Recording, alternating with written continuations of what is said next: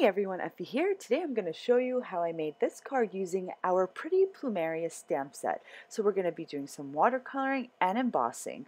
So I'm going to just ink up my already pre-arranged pretty Plumeria stamps on my Misty. I'm going to ink it up with some clear embossing ink, and then I'm going to spoon on some of our rose gold embossing powder. Then I'm going to hit the whole thing with my heat tool, which is going to melt all of that beautiful powder.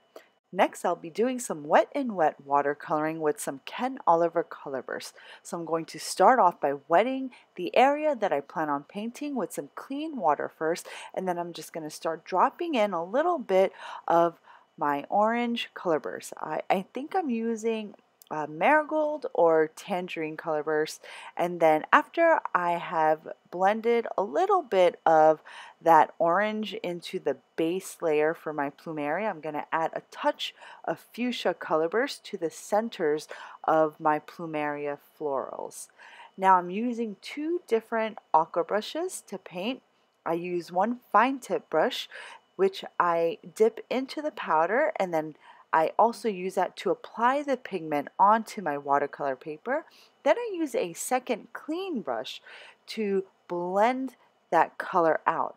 And I'll be using the same technique and the same two brushes to paint the rest of my Plumeria blossoms.